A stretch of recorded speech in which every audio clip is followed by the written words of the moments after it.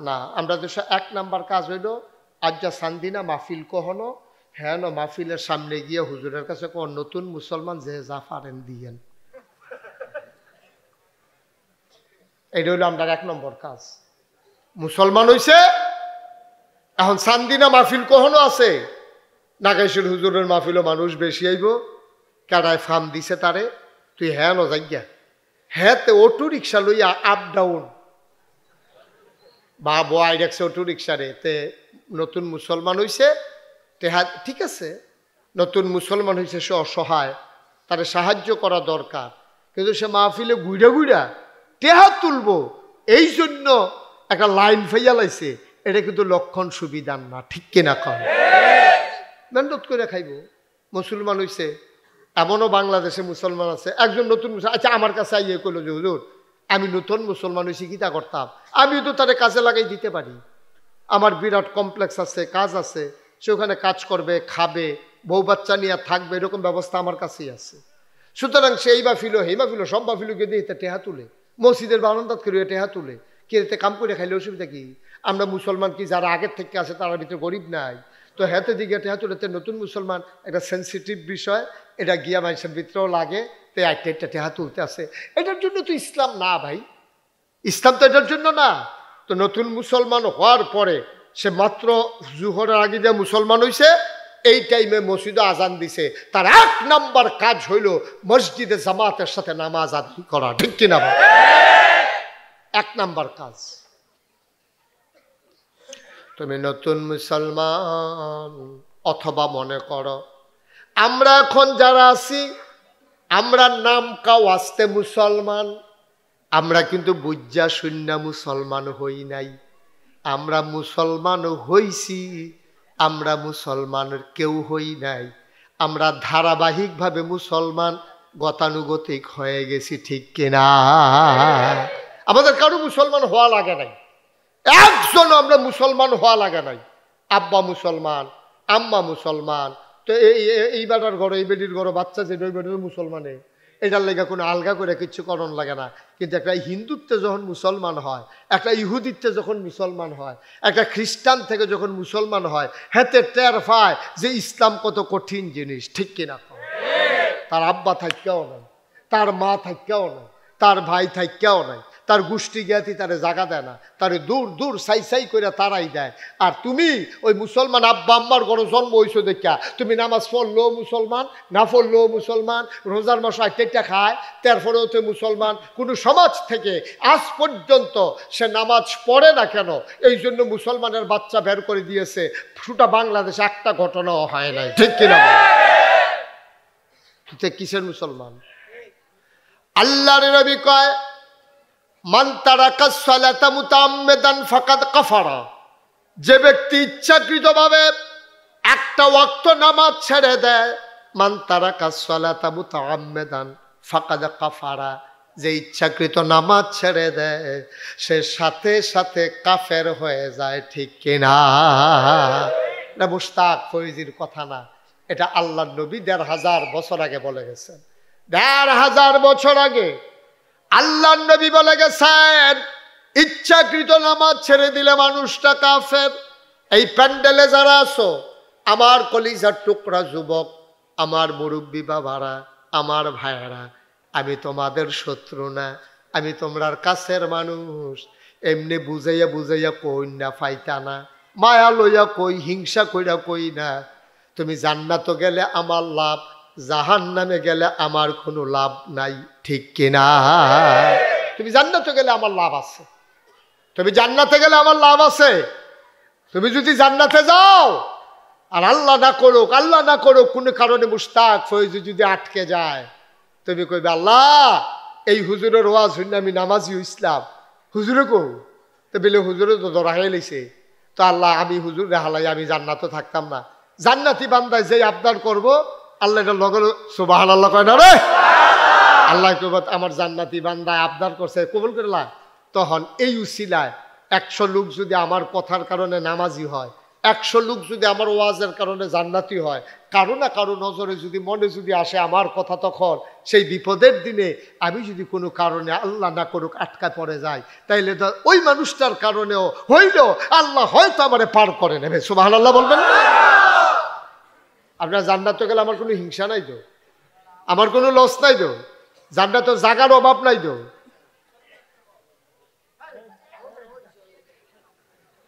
জান্নাতে জাগার অভাব নাই। আমরা সবাই মিলে গেলে জান্নাতের কিচ্ছু হবে না, একটা কোনো ভরবে না। আপনি জান্নাত কেমন করে লাস্ট ওয়ান, সর্বশেষ যেই মানুষটা জান্নাতে যাবে, এরপরে আর কেউ জান্নাতে যাবে না। মানুষটাও জান্নাতে যখন পড়বে, সে আস্তে করে উঠে দাঁড়াবে, ডাইনে তাকাবে, বামে তাকাবে, সামনে তাকাবে, পেছনে তাকাবে, পুরাটা জান্নাতে তাকাইয়া দেখবে চতুর্দিকে একটা মানুষও নাই। বলেন সুবহানাল্লাহ। এটা কি প্রথম যে বেড়ায় যাইব না সবার শেষে? কথা কথা এবারটা কইতো না।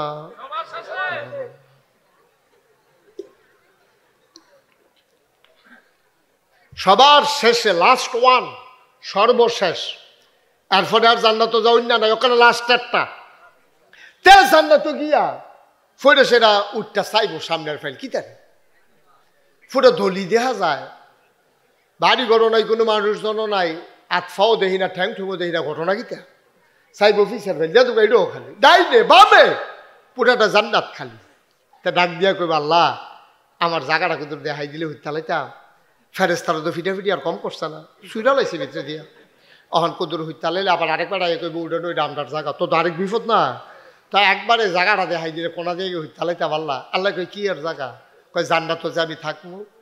আল্লাহ ডাক দিয়া বলবেন বান্দারে, ও বান্দা যত দূর তোমার দু চোখ যায়, ডানে বামে সামনে পেছনে, সবটা জান্নাত আমি আল্লাহ তোমারে দিয়া দিলাম। সুবহানাল্লাহ সুবহানাল্লাহ সুবহানাল্লাহ। বান্দা বলবে আল্লাহ সবটা কি আমার? খুব খেয়াল করেন, সবটা কি আমার? আল্লাহ বলবেন আরো লাগবে নাকি? আল্লাহ সারা জীবন বাইতে একটা মাইটটা করার ভিতরে কোনাটা দিয়ে হইতে রয়েছি জিফুত লইয়া, কোনো মতে দিনটা কাটাইছি। এত বড় জান্নাত দেওয়ার পরে জিজ্ঞেস করো আর লাগবে নাকি? কি করবো আমি জান্নাত? সুবহানাল্লাহ সুবহানাল্লাহ। বান্দা কাঁদতে শুরু করবে, এত বড় জান্নাত দিয়ে আমি কি করব? এত বিশাল জান্নাত আমার কি দরকার? এইটা হইল আল্লাহর দেয়া নেয়ামত, আল্লাহর জান্নাত। সবাই মিলে আমরা ভরিয়ে ফেলতে পারবো না, সেই জান্নাত আমাদের জন্য অপেক্ষা করতেছে, ঠিক কিনা? তাহলে আমরা কোন পথে গেলে জান্নাতও যায়াম, এটা কি আমি বেশি জানি নাকি আল্লাহ বেশি জানে? কথা কইতেন না? বললো উপরে বন আছে, হ্যাঁ কোনো কষ্ট হয়নি, কোনো নিচে আরাম বালা না, আরাম ফাউন দিয়ে না কথা কেন? যে যেমনি আরাম পায় হুজুরে এমনি আরাম পায়। মার হাবা কয় না রে নাকি? তাহলে আচ্ছা বাদ দিয়ে বাইক দিয়ে হতো না, জায়গা ছিল লেগা কইতে আমার দিয়ে। আচ্ছা মার্শাল্লাহ, মার হাবা কর না কেন? জোরে কর না কেন? আমরা আজকে বুদ্ধি কইরা সবাই মিল্লা জান্নাত যাবো ইনশাআল্লাহ। রাজি নিও সবাই? আমি যেন কন না লাগে, জোরে কন জোরে কন, এই কথা আমি হাইয়া কইতাম পারতাম না, এটা আমার কাছে খারাপ লাগে। আপনারা যার যার বুঝমতো যেহেন যেটা কনের লইয়া পড়বেন আপকা। আচ্ছা আমরা শুরু করি, হ্যাঁ? আচ্ছা সাই ফাড়ি নিয়ে আমরা চাই সুবহানাল্লাহ। আমি আসতে কম না জোরে কম, হেঁটে তো দরকার নাই আপনার, আপনি জোরে কবেন, এটা সাব্যস্ত হয়েছে। খন সুবহানাল্লাহ বলেন, আলহামদুলিল্লাহ, আল্লাহু আকবার, মাশাআল্লাহ। এটা আওয়াজ এরকম থাকবে, হ্যাঁ? এটা তো বইতে পারছে না ও। আচ্ছা কি হল, একটু কষ্ট করে খেলো। তুমি যেমন গাছটাকে ঠেলতে আসো, এটা আসিল কই নিছ? কিতা করছো তুমি? এটা তোমার যাত্রাটা লইতে পারে গাছটা বাড়াইতে যাতে তুমি এটা সহ্য করতে পারি, গাছটা দিয়ে বেহা করে লইছো গাছটা। আচ্ছা তাও সারছে বুঝছেন আপনি। আমিন বলো, জোরে বলো মাশাআল্লাহ। তো যেই কথাটা কইতাম ইসলাম, আমরা কই না যাম মনে নাই, কই যা সবাই রেডি ইনশাআল্লাহ। আমরা জাহান্নামে যাইতাম পারতাম না, সহ্য করতে পারতাম না হুদুদ দিতে। কারেন্ট গেছে কাপড়ে মুম ধরাইতে গেছে, গলা মুম ডাক্তার ফোটা ফুটে বগে ঠিক নিও। তো এই জায়গার মধ্যে জাহান্নামের কোনো থাম কেমন আমরা পারতাম না, যেটা হুদুদ দিয়ে আল্লাহ হেন দিয়ে নাম ধরে ঠিক নিও। তো আল্লাহ আমি কি দিতাম চাই, তোর খাচ্ছ খারাপ অসভ্যর দল একটা কথা হলো, মনটা যা ধরে তা করস, হগিল্লি মেডিল লিখে বিস্কুট দিছে, এই বিস্কুট তোরা খাইয়া বলে তো তোরারে জান্নাত দিত কেমনে, তোরারে নাদানের দল ঠিক নি রে। রাস্তার গন্ধ খাইছে, ব্রিজের রড খাইছে, উদ্বোধনের আগে প্রাইমারি স্কুল দুপুরে লইয়া পড়ছে, এটি তো কইয়ে না যায় করে হগিন্নি বেডির লেগে বিস্কুট হয়েছিল, হ্যাঁ দিবে খাইয়া বলে।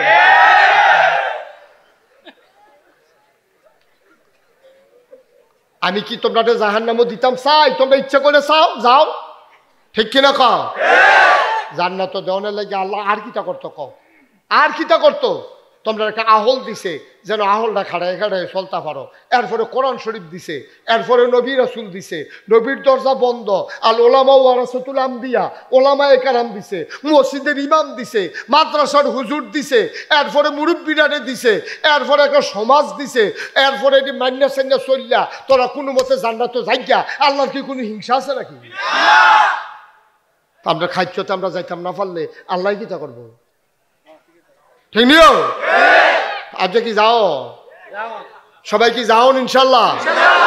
তখন যেই কথাটি আইব এই কথাটি নবীজি কইছে, কারা কইছে? আমি খালি আপনারা শোনাই দেব, এই দিন যদি মান্না চলতেন পারেন নবীজির কথা যে কারবার করতে যাইব, মারহাবা কয় না, শুরু করে নিতা। হযরত আব্দুল্লাহ ইবনে উমর, উমরের ছেলে আব্দুল্লাহ, উনি কয় রাসূল সাল্লাল্লাহু আলাইহি ওয়াসাল্লাম একদিন এইরকম একটা মজলিসে ভাষণ দিতে আছেন, আর ভাষণ দিতেছেন যাদের কাছে তারা হইল মুহাজির। মক্কা থেকে মদিনায় হিজরত করার পরে মুসলমানদের দুইটা গ্রুপ ছিল, দুইটা পরিচয় ছিল। এই ছেলে বসো, আর কেউ এইরকম বিরক্ত করবেন না, খুব সাবধান, সে সাংঘাতিক খারাপ কাজ করছে, সে এইরকম কাজ আর কেউ করবেন না। মাহফিল শেষ হওয়া পর্যন্ত একটা লুকো নড়বেন না, সবাই চুপ করে ইনশাআল্লাহ। নবীজি এই শোনো, মক্কা ছেড়ে মদিনায় যখন নবীজি চলে গেছে এটারে কয় হিজরত। কি কয়? হিজরত।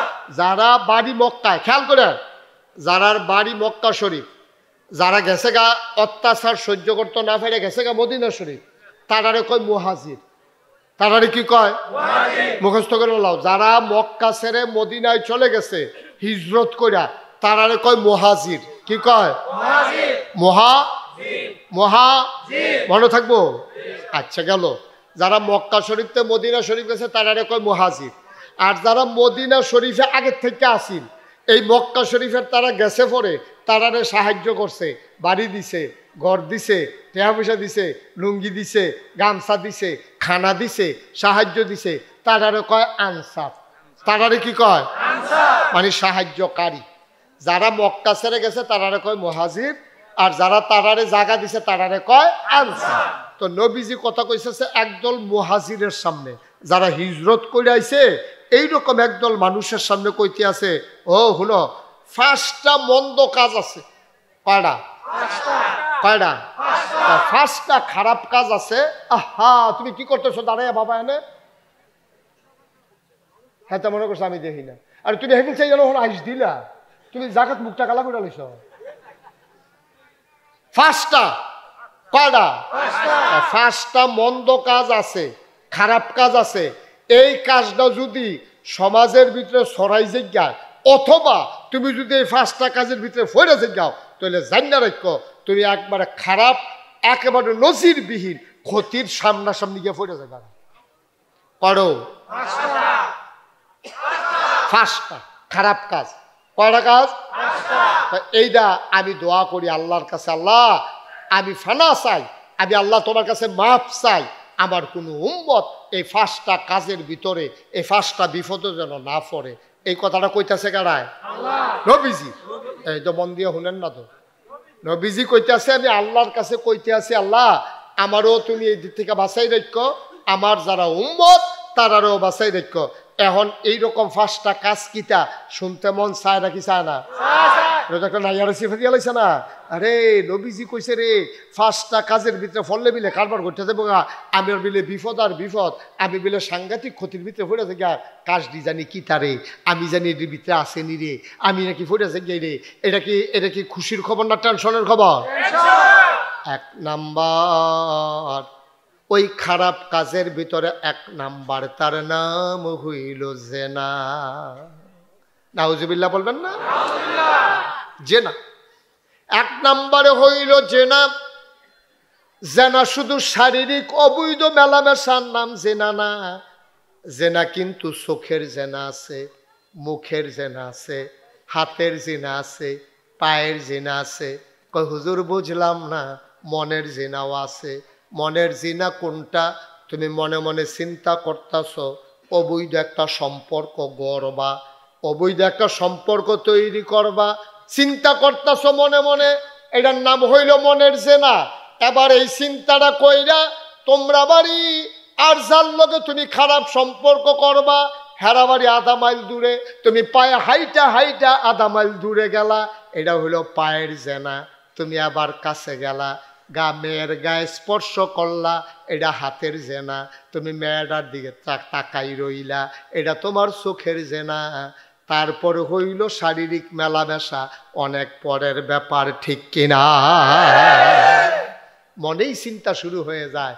তুমি মোবাইলে দেখছ অথবা ক্রস কানেকশন, একটা মিস কল দিয়া কেমনে কেমনে কথা যোগাযোগ হইছে। এখন মাইয়ার লগে তোমার কথা হইতে আছে, কণ্ঠের জেনা, কথার জেনা চলতে আছে। তুমি মেয়ের সাথে অবৈধ কথা বলতেছো, খারাপ কথা বলতেছো, এইগুলা কণ্ঠের মুখের জেনা হচ্ছে, কথার জেনা হচ্ছে। মনে মনে চিন্তা করতেছো, অন্তরের জেনা। চোখ দিয়া মেয়েটার দিকে ভিডিও কল দিয়া তাকাইছো, তোমার চোখের জেনা। কান দিয়া তার অসভ্য কথাগুলো শুনেছো, তোমার কানের জেনা। তুমি পায়ে দিয়া হেঁটে ওই অবৈধ কাজের দিকে গিয়েছো, পায়ের জেনা। হাত দিয়া ধরেছো, হাতের জেনা। তারপরে হইল অবৈধ মেলামেশা, ঠিক কিনা? এখন এই নিয়মের ভিতরে বাংলাদেশের কতগুলা মানুষ নানানভাবে জড়িত, বিবাহিত বলেন অবিবাহিত বলেন, অনেক মানুষ এইভাবে অবৈধ মেলামেশার সাথে জড়িত। হয় মেলামেশা, না হইলে কথা, না হইলে চাওয়া, না হইলে আটটা যাওন, ফিসে দিয়ে খেলুইতে হন, বাজার হইলে চাইয়াথা হন। নাউজুবিল্লাহ কইতেন না? বেড়াইতে হ, বেড়িয়েতে হ, ঠিক কিনা কন? মহিলার স্বামী বিদেশ, তোমার মোবাইলের ভিতরে 3 নাম্বার ঢুকলো কেমনি, ঠিক কিনা কন? তোমার মোবাইলে কত জাতের নাম্বার, ওই মুদি দোকানের নাম্বার। আচ্ছা, এটা খরচ টরচ কিনুন লাগে, মাঝে মাঝে খবর দেওয়ার লাগে, কাপড় দোকানের নাম্বার, ডাক্তারের দোকানের নাম্বার, মুদি দোকানের, সিএনজি ড্রাইভারের নাম্বার 50টা। এত সিএনজি তোমার লাগে কিরে মা? কেড়ে লাগে এত সিএনজি তোমার? তোমার জামাই দিবি দেশ, রাইতের 12টার সময় সিএনজি ড্রাইভারের লগে তোমার কি এর কথা? কি কারবার কি, কারবার কি? এই জন্য আমি অনেক চিন্তা করেছি, গবেষণা করেছি, মহিলারা শ্বশুর শাশুড়ির সাথে থাকতে চায় না কেন? বিদেশি জামাইয়ের যারা বউ, বিদেশ যারা জামাই থাকে, তারার যারা বউ, তারা শ্বশুর শাশুড়ির লোক থাকতে চায় না। নানা রুচিলায় খালি জুদা হইতে চায়, জুদা হইলে রাইতে কথা কইতে ভালো, ঠিক না ভাই সাহেব? লক্ষণটা খুব খারাপ, লক্ষণটা খুব খারাপ, খুব খারাপ। 3 বাচ্চার মা, 3 বাচ্চার মা, দুধের বাচ্চা ঘুম পাড়াইয়া রিক্সাওয়ালার সাথে চইলা যাওয়া, এটি কিয়ামতের লক্ষণ, ঠিক কিনা? 3 বাচ্চার মা, বাচ্চার প্রতি মায়া নাই। কি মা? কিসের মা? কিসের মা? 3 বাচ্চার মা, যেই বাচ্চা ফেরত ধরছে, যেই বাচ্চা 10 মাস 10 দিন বুহের দুধ খাওয়াইছে, এই বাচ্চা ফালাইয়া মা যাইতে পারে? এটা মা না, এটা মা না, এটা মা নামের কলঙ্ক। কেন? তোমার স্বামী থাকে বিদেশ, কথা থাকলে বিদেশের স্বামীর সাথে কথা বলো, তোমার ঘরের ভিতরে দেবর ভাসুর আসতে পারে না আম্মা? তোমার যেহেতু জামাই দেশ নাই, তোমার ঘরটার ভিতরে টেলিভিশন, এটার ভিতরে দেওর বাউর দুনিয়ার বেড়ায় ফাড়া প্রতিবেশী, এই তোমার ঘরের ভিতরে এবিডিয়া বার এই ফলাফানটা চা বানাই দিতে আছে, কি একটা কেমন চাইতেছে ঘরটার ভিতরে? না আম্মা, তোমার ঘরে অন্য পুরুষ ঢুকতে পারে না, কারণ তোমার সতীত্ব, তোমার ইজ্জত, তোমার আব্রু তোমার কাছে আমানত। এটা তোমার স্বামী দেওয়া, স্বামীর অধিকার, এটা আর কাউকে তোমার দেওয়ার অধিকার নাই, ঠিক না? আমরা এত খারাপ না, কথা না কই কি রে, কথা কি রে, কথা কে রে, কি দরকার কথা কও না? আল্লাহ যেন হেফাজত করে, সবাই কনা হবে। আমার কলিজার টুকরা যুবক গুলার হাতে পায়ে ধরে বলে যাই, অনুরোধ করে বলে যাই, আমরা শেষ হইয়া গেছি রে, আমরা শেষ হইয়া গেছি, ধ্বংস আমরা গ্রাস করে ফেলেছে। আমার মায়েদেরকে বলে যাই, আমার যুবতী মেয়েদেরকে বলে যাই, জনাব সাহেবে সদর, আজকের এই মাহফিলের জনাব সভাপতি পীরে কামেল শাইখুল হাদিস আল্লামা নুরুল হক সাহেব দামাত বারাকাতুহুমুল আলিয়া, কথা বলেছেন মাওলানা মুফতি জহিরুল ইসলাম, মাওলানা আবু তাহের, মুফতি ইসমাইল বিন ফারুকি, মাওলানা আবদুল্লাহ আল মামুন। সভাপতিত্ব করছেন হাজি আব্দুর রাজ্জাক সাহেব, মাহফিলের প্রিয় পরিচালক কারি আব্দুল কাদের। উপস্থিত এই এলাকার বিভিন্ন মসজিদের ইমাম সাহেবান, ওলামায়ে কেরাম, মুরব্বিয়ানে আজাম, কলিজার টুকরা যুবকেরা, পর্দার আড়ালের আমার মা ও বোনেরা, সবার প্রতি আমার আবারও আন্তরিক সশ্রদ্ধা সালাম। আসসালামু আলাইকুম ওয়া রাহমাতুল্লাহি ওয়া বারাকাতুহু। আল্লাহর খাস মেহরবানি, মাগরিবের পর থেকে আপনারা সবাই গুরুত্বপূর্ণ আলোচনা শুনে আসছেন। আমার পরে এই মাহফিলে আমার পরে আর কোনো বক্তা নাই। আমি আসার পরে মনে করছিলাম জায়গাটা অনেক বড়, তো বড় জায়গাও ছোট হয়ে যায় মানুষ যখন সবাই চলে আসে। তা আপনারা মাশাআল্লাহ অনেক লোক আসছেন, অনেক লোক দাঁড়িয়ে আছেন। আপনাদের ওই মসজিদের মাদ্রাসার সামনে আমি গত বছর দিনের বেলা আসছিলাম, তো এবছর আপনারা আমাকে এখানে নিয়ে এসেছেন।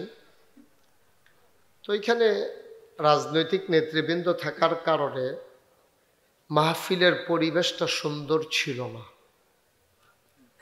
রাজনৈতিক নেতৃবৃন্দ আসলে এই একটা সংস্কৃতি চালু ছিল যে রাজনৈতিক নেতৃবৃন্দকে মাহফিলে দাওয়াত দেওয়াই লাগবে। এটা কিন্তু খুব খারাপ সংস্কৃতি, এটা ভালো না। আপনারা দেখেছেন কিনা যে কোনো রাজনৈতিক মঞ্চে যে 5 জন হুজুর দাওয়াত দিছে ওয়াজ করণের লেগিয়া, তো হুজুরের ওয়াজও হেবাড়াই টুকরি না, অহন তো ঠিক কইবেন, একলা তো কেডা দাওয়াত দিয়ে আনছে, আপনারা তো দাওয়াত দিয়ে আনছেন, আমি আনছি। যাই হোক, এগুলা থেকে বের হয়ে আসতে হবে। এই মসজিদ মাদ্রাসার জিম্মাদারি কার হাতে? সুতরাং খুব বেশি চিন্তার দরকার নাই। আল্লাহ কেমন করে চালাবে এটা আল্লাহই ভালো জানে। এগুলো রাষ্ট্রীয় অনুদানে মসজিদ মাদ্রাসা চলে না, আর রাষ্ট্রীয় অনুদানে চললে চলবে। এই জন্য মন্ত্রী, এমপি, রাজনৈতিক দলের নেতা দাওয়াত দিতে হবে এমন কোনো কথা নাই। আল্লাহ যেন আমাদেরকে হেফাজত করে, সবাই পড়ি আমিন। কখনোই ভবিষ্যতেও সরকার আসবে, সরকার যাবে, আমি বিনীতভাবে আপনাদেরকে অনুরোধ করব, কোনো পোস্টারে আলেম ওলামার সাথে এসব রাজনৈতিক নেতৃবৃন্দের নাম দিবেন না। যদি দাওয়াত দেওয়া লাগে আসবে, মুরগা সালুন দিয়ে ভাত খাওয়াই দিবেন, যাইব আমার দরকার নাই তো। পোস্টারে নাম দিতে হবে, অনেক জায়গায় তো আলেমের উফরে দিয়ে নাম দিয়ে রাখে। তো এগুলা খুব বিশ্রী, অপমানকর, এগুলো আমাদেরকে খেয়াল রাখতে হবে। সবাই পড়েন আমিন। বন্ধুগণ, আপনারা গুরুত্বপূর্ণ আলোচনা শুনেছেন এতক্ষণ। আল্লাহ তাবারক ওয়া তাআলা আমাদেরকে যেন কবুল করে। সবাই পড়েন আমিন। হঠাৎ হঠাৎ যদি একটা কথা কেউ বলো তাহলে কিন্তু মাহফিলের বিশৃঙ্খলা হয়। এত সর্দারির জায়গা এটা না তো হেন একজনে সকলে বয় লইতে আছে, কি একটা দায়িত্ব পালন করতে আছে। হ্যাঁ, আমি তো আছি এখানে, সমস্যা কি?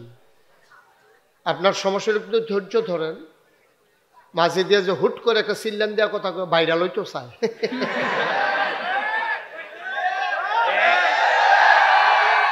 হঠাৎ করে কেউ কথা বলবেন না। মাহফিলের গতিতে চলবে। কেউ উঠতে গেলে তো আমিই বসাই দিই, আপনারা কথা বলতে যাইয়েন না। কথা বলতে গেলে মাহফিলে বিশৃঙ্খলা হয়।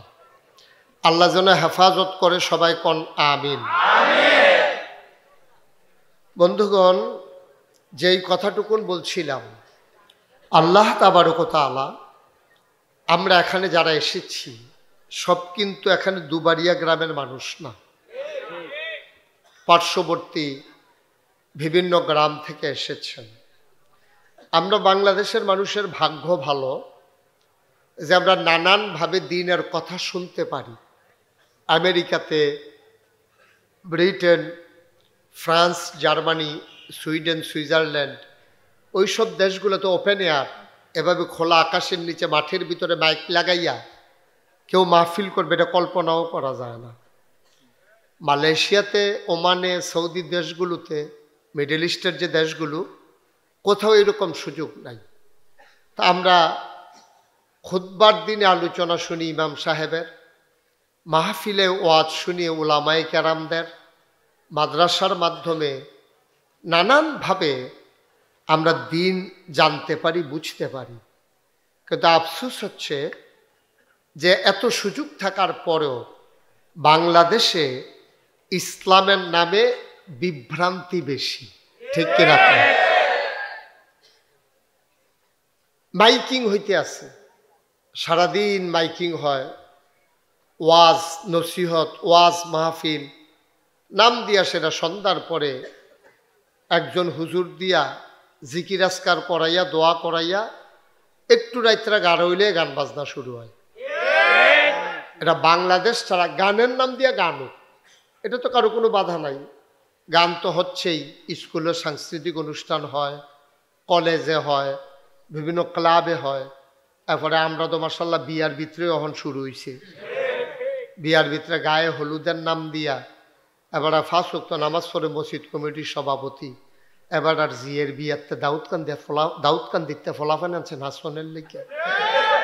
আর এমন মাইক, এমন আওয়াজ, কলব রুহুর জায়গায় রুহু কলব আইয়া, ঠিক রে?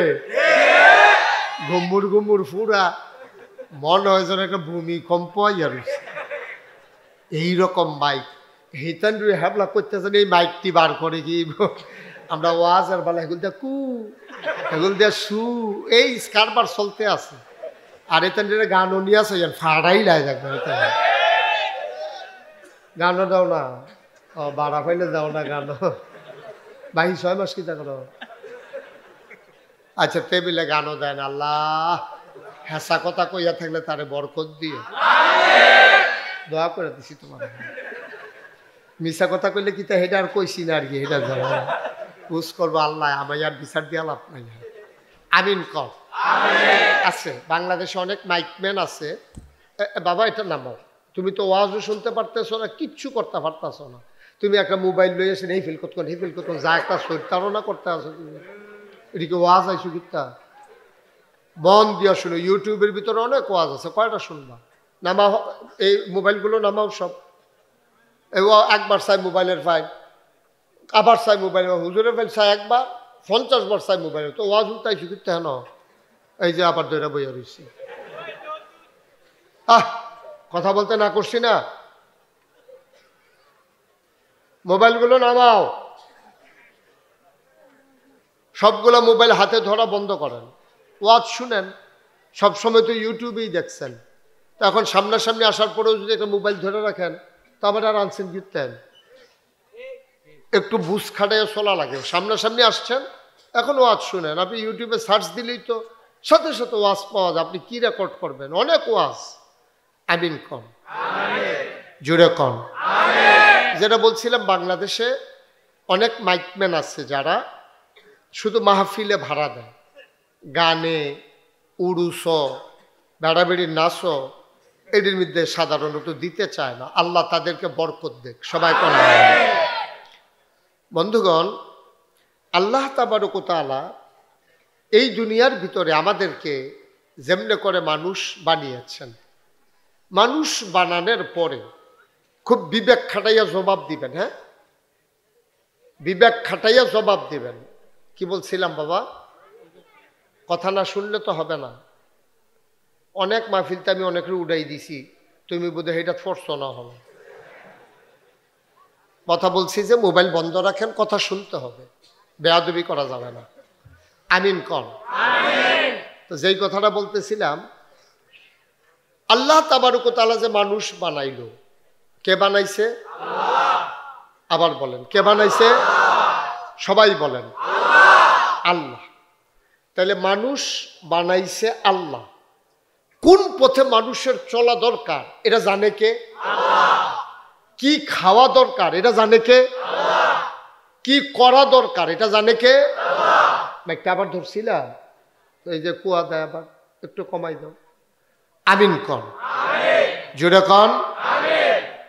এই জন্য আল্লাহ তাবারক ওয়া তাআলা জানেন মানুষ কোন পথে গেলে ভালো, কোন পথে গেলে মন্দ। এটা কিন্তু মানুষ জানে না।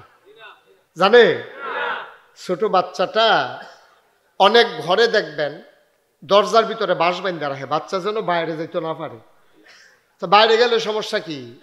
ঘরের তে বাইরে যাব, বাইরের তে ফহির ফাড়ো যাইব, আর পরে ফহিরের ভিতরে যাবো। মায় নানান কাজ কারবার করে, এই জন্য বাচ্চাদেরকে ঘরের বাইরে যাইতে দেয় না। তারা আটকাই রাখে ঘরের ভিতরে, যেন পানিতে পড়া মারা না যায়। আচ্ছা, এই বাচ্চাটা, যেই বাচ্চাটা পানিতে পড়ে মারা গেছে, তে যদি বুঝতো পানিতে ফললে মরা যায় কেমন লাগে, তে কি জীবনে গেল? কথা কয় না, গেল জীবনে? ইহ জীবনেও তারে নিতেন ফেললেন। তে যদি বুঝতো যে পানিতে গেলে মরা যাবে, সে বুঝে নাই। বোকা, নির্ভুল, ছোট্ট মানুষ। সে মনে করেছে যে আমি, পানিটা তার কাছে আনন্দের জিনিস, পানির ভিতরে হাতাহাতি করবো, পানির ভিতরে খেলবো মনে করছে। তো দেখবেন বলের ভিতরে পানি ফেলে ওতে পুরা গরবি যাইলা, তে মনে করছে পানিটা এইরকম, এটা লাড়াছাড়া করবো, তে পানিতে ফলবো। কিন্তু তার মায় জানে যে এই পানিটা ফললে আমার ফুতে আর বাঁচত। এই জন্য মায় তারে ঘরের ভিতরে আটকাই রাখে। মায় শত্রুতামি করে তারে কোনো জালখানার দিছে না। জিনিসটা দেখতে জালখানার মতো, এটা কি তার ক্ষতির লেগিয়া না উপকারের লেগিয়া? মাশাআল্লাহ, বুঝা লাইছেন, বলেন সুবহানাল্লাহ। বন্ধুরা আমার, ভাইরা আমার, রাস্তায় কে গাড়ি রাখছে? অটো, সিএনজি যারা রাখছেন, এই জন্য আমাদের আল্লামা নুরুল হক সাহেব, ওনার গাড়িটা যাইতে পারতেছে না। আপনাদের যাদের গাড়ি আছে দয়া করে একটু ব্যবস্থা করে দেন, খুলে দেন। এই যাদের গাড়ি আছে আপনি একটু যান, দু একজন ড্রাইভার যারা আছেন, আপনারা তো কেড়ায় কেড়ায় রাস্তার গাড়ি আছেন, তারা তো জানেনি। যারা জানেন তারা গিয়া ঠিক করে দিয়ে আসেন। আচ্ছা, আমরা আবার মনোযোগ দিয়ে শুনেন। তাইলে আম্মায় সন্তানের কি বন্ধু না শত্রু? বন্ধু, শত্রু না। কিন্তু এই ব্রিজ আটকাই রাখলো জালখানার মতো, মনে হয় যেন শত্রু না। এটা তার ক্ষতি হয়েছে না উপকার হয়েছে? মুসলমান মন দিয়ে শোনো রে ভাই, তোমার কাছে মনে হয় এই জিনিসটা বোধহয় আল্লাহ আমাদেরকে কঠিন করে দিছে। তোমার কাছে মনে হয় এই কাজটা না দিলে ভালো ছিল। তোমার কাছে মনে হয় 4 ওয়াক্ত নামাজ ঠিক আছে, কিন্তু ফজরের নামাজটা লই একটু ঝামেলা আছে। তোমার কাছে মনে হয় ফজরের নামাজটা যদি খালি না থাকতো, দেখলি নামাজ কারে কয় নামাজ পড়া টের পাইল, খালি ফজরের টাইমে ঠান্ডাটা লাগিয়া শীত আর ঘুমটা এই সময় মনে একটা সাফা দিয়া ধরে, এটার লাগিয়া খালি কুলাই যেতাম পারলাম না রে। এই ফজরের নামাজটা না থাকলে কাম লাগলে জুহরের লগে যে আরো 12 রাকাত দিয়া লাইতো, কাম লাগলে মাতাল কইরা লাইতাম। তোমার কাছে মনে হয় যে এটা তোমার জন্য ক্ষতিকর, তোমার কাছে কষ্টকর, কিন্তু এটা যে তোমার জন্য লাভজনক এটা জানে কে? আল্লাহ। আম্মা জান আয়েশা রাদিয়াল্লাহু তাআলা আনহা তিনি বলেন, কেউ যখন ফজরের নামাজটা জামাতে আদায় করে, তাসবিহ তাহলিল ওজিফা কালাম আদায় করতে করতে যখন সূর্য উদয় হয়, তারপরে যখন এশরাকের নামাজ পড়ে, তখন এই নামাজটার উসিলায় আল্লাহ তাবারক ওয়া তাআলা উমরা আর হজের সওয়াব বান্দার আমল নামায় দিয়ে দেয়। একটা হজ করাইতে হইলে 5 লাখ 6 লাখ টাকা লাগেনিও, কিন্তু আপনি ফজরের নামাজটা পড়িয়া মসজিদে বইয়া থেকে ওজিফা কালাম আদায় করছেন, সূর্য উঠছে, এশরাকের নামাজের সময় 4 রাকাত এশরাকের নামাজ পড়ছেন, আপনার জন্য 1 হজ 1 উমরার সওয়াব এটা আল্লাহ নির্ধারণ করে দিয়েছেন। সুবহানাল্লাহ বলবেন না? তা আমরা তারা সোয়াবের গুরুত্ব বুঝছে না, সোয়াব যে কি জিনিস, এটা যে কি নিয়ামত এটা আমরা তারা বুঝছে না। লাইয়া এই বুঝমতো চলতে আছে, সোয়াব হোক না হইলে গোনা হোক, এই ব্যাপারে আমাদের কোনো চিন্তা নাই। মুসলমান মন দিয়ে শুনো, আল্লাহ যখন বললেন কুলু লা ইলাহা ইল্লাল্লাহ, তোমরা সবাই পড়ো লা ইলাহা ইল্লাল্লাহ মুহাম্মাদুর রাসূলুল্লাহ, কলমা পড়ে নিল, ইমানদার হয়ে গেলা। ও বন্ধু, এবার তোমার উপরে 4টা কাজ আল্লাহ প্রথমত ফরজ করে দিয়েছেন ঈমান আনার পরে। 1 নাম্বার ফরজ হইল 5 ওয়াক্ত নামাজ আদায় করা, ঠিক কিনা? আপনি জুহরের আজান দিছে, এই টাইমে আপনি ইসলাম গ্রহণ করছেন, লা ইলাহা ইল্লাল্লাহ মুহাম্মাদুর রাসূলুল্লাহ সাল্লাল্লাহু লা ইলাহা ইল্লাল্লাহু ওয়াহদাহু লা শারীকা লাহু, এমনি এই কলমা পড়া আপনি মুসলমান হইছেন। 1 নাম্বার কাজ কি?